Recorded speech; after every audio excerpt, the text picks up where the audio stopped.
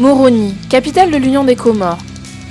Dans cet état archipel situé dans le sud-ouest de l'océan Indien, l'électricité est à presque 100% d'origine fossile, ce qui constitue un frein majeur au développement. Les habitants et l'activité économique vivent au rythme des pénuries d'électricité. Et pourtant, le potentiel en énergie propre et durable existe bel et bien. C'est notamment le cas de l'énergie géothermique. Ici, il y a un volcan qui est extrêmement actif, le Karthala, et donc l'idée de ce projet, c'est de voir est-ce qu'il y a un potentiel géothermique sur ce volcan, est-ce qu'on peut utiliser le Karthala pour produire de l'électricité aux Comores. Et l'idée fait son chemin.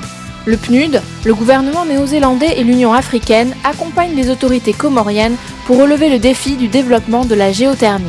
Au mois de juillet 2015, une équipe d'experts arrivés de Nouvelle-Zélande a procédé aux études préliminaires géophysiques.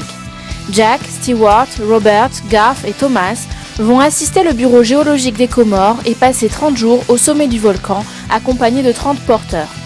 Mais avant cela, il faut parcourir à pied les 15 km qui séparent le village de Mvuni de la caldeira du volcan. Celle-ci culmine à 2630 mètres d'altitude. Le Karthala abrite l'une des plus grandes calderas au monde, avec 4 km de diamètre du nord au sud et 3 km d'est en ouest. Les études exploratoires vont non seulement permettre de répertorier les zones probables de ressources d'énergie, mais également de déterminer l'emplacement éventuel de la future centrale géothermique. Nous sommes en train d'installer un site d'études magnétotelluriques. Sur chaque site, il y a 5 électrodes installées, dont chacune pointe vers les 4 points cardinaux, donc nord, sud, est et ouest, et une sous terre vers l'épicentre. Et nous installons également 3 magnétomètres dans le sol, l'un orienté nord-sud, de l'autre est-ouest, et le dernier verticalement vers le sol, afin de mesurer directement les 3 directions des champs magnétiques. Lorsqu'on combine les données des électrodes et du magnétomètre, ça nous laisse voir ce qui se passe sous nos pieds en profondeur.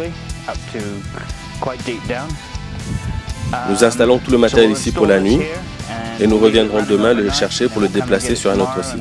Nous avons à peu près 80 sites à effectuer autour du volcan et nous n'en sommes qu'au 3e jour.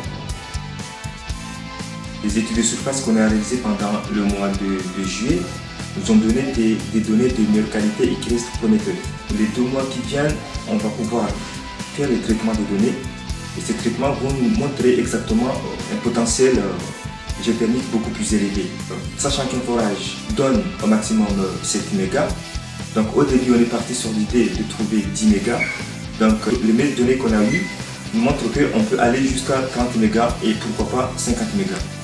En attendant le rapport final des études exploratoires prévues à la fin de l'année, le gouvernement des Comores et le Programme des Nations Unies pour le développement doivent d'ores et déjà mobiliser les ressources financières et les partenariats nécessaires, y compris avec le secteur privé, pour les phases de forage exploratoire, d'installation et d'exploitation de la centrale.